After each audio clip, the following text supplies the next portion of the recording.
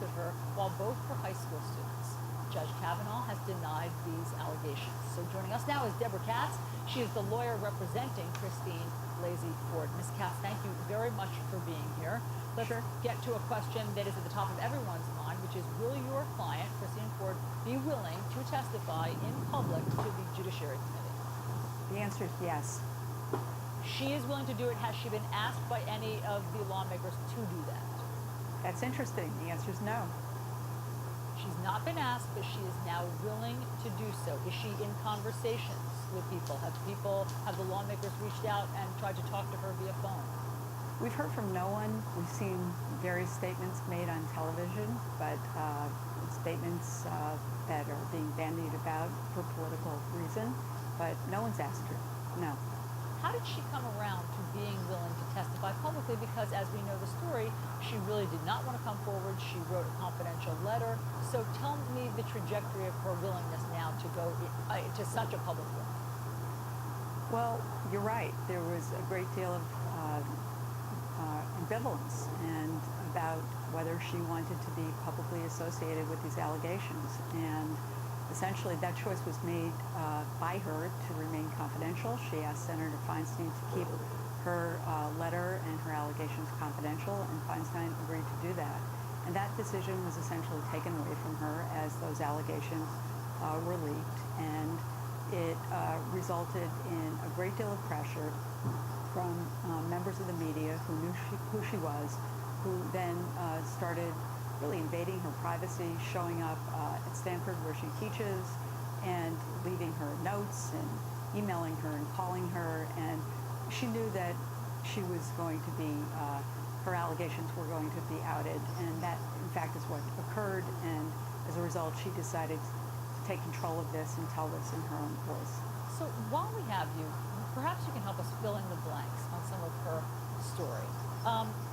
She says that she was at a party in probably 1982 in Montgomery County, Maryland. She says that there were 4 guys there. These are high school students, as was she. There were 4 guys there. Were there any girls there that day? Yes, there was another girl at this party, yes. And has your client spoken to any of those other guys or that girl who could help corroborate her story? She has not. And why not? Is it time to do that? That's not her job to do that. If this is going to be investigated, it should be done by investigators. So she also says that this happened, well, let me just read to you what she says happened, because I want to be able to say it in her own words. She says, Kavanaugh was on top of me while laughing with, and there was a redacted name, who we now know was Mark Judge, his friend, who periodically jumped on Kavanaugh. They both laughed as Kavanaugh tried to disrobe me in their highly inebriated state. With Kavanaugh's hand over my mouth, I feared he may inadvertently kill me. It took her a while to use the term attempted rape. It took her years to use that. But she stands by this account that I've just read? She does. And just to be clear, the reason she felt that he might inadvertently kill her is he had his hand over her mouth, and she was having a difficult time breathing. And he is larger, and he was pressing his weight against her, and so inebriated, he was ignoring the fact that she was attempting to scream and having a difficult time breathing.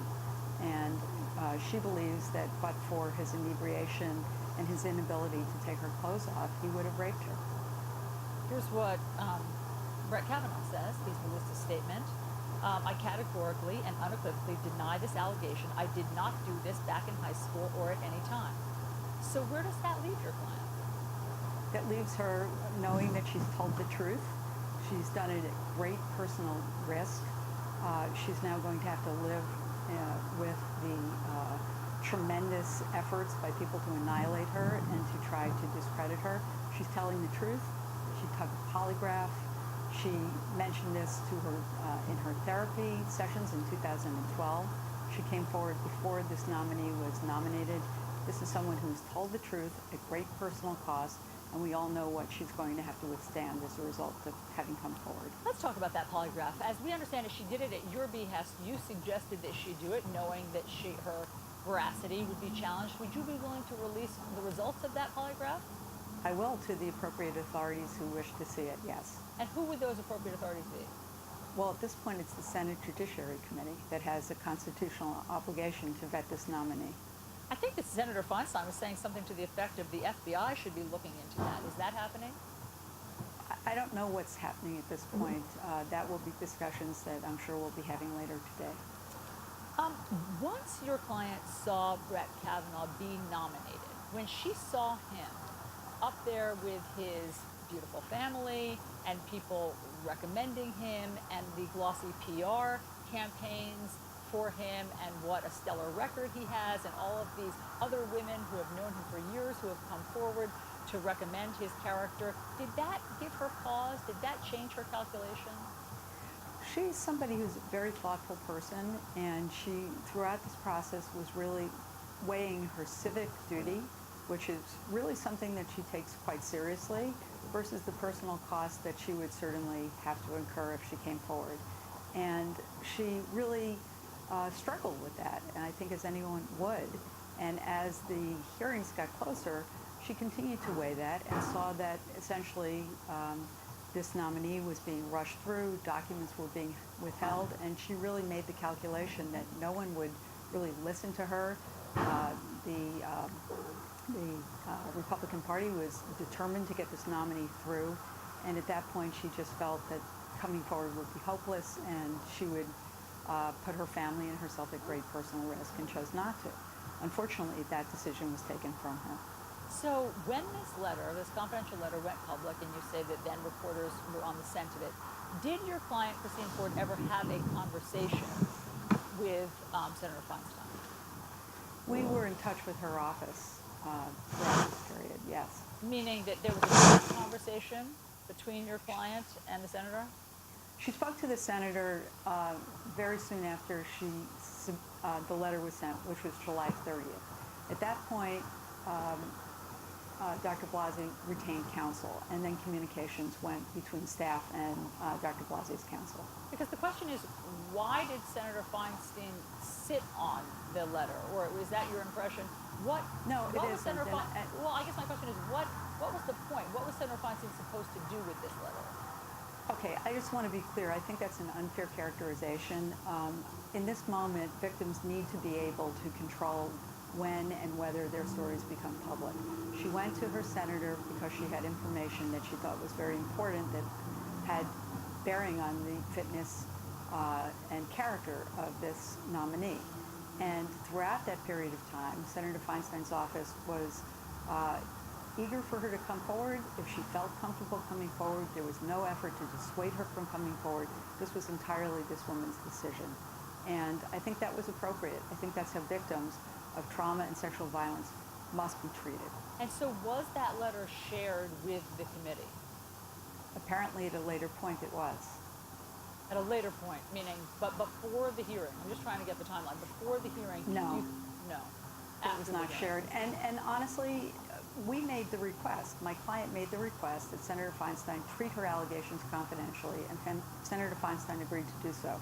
I will say that the door was always open, and the staff made it clear that if she changed her mind, she could come forward.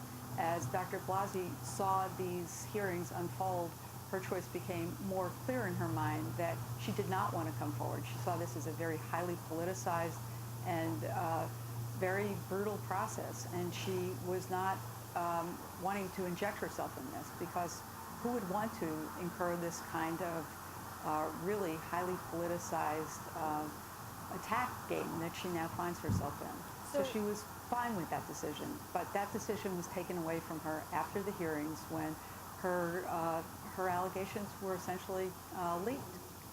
Understood. So what does Dr. Blasey want now? Does Dr. Blasey want Brett Kavanaugh to sit on the Supreme Court, or for his approval, his confirmation to be blocked? That's not what she wants one way or another. She wants the Senate to do what it is constitutionally obligated to do. She's taken this great risk of coming forward. She's a credible person. These are very serious allegations, and they should be treated seriously, and she should be treated respectfully during this process. And unfortunately, at this point, she's already getting a lot of hostile threats and recrimination, and that is, of course, quite disturbing and unfortunate. Indeed. Deborah Katz, thank you very much for all the information. Please keep us posted Sure. as to We will when do. Thank you. lawmakers do reach out and if she's going to testify publicly.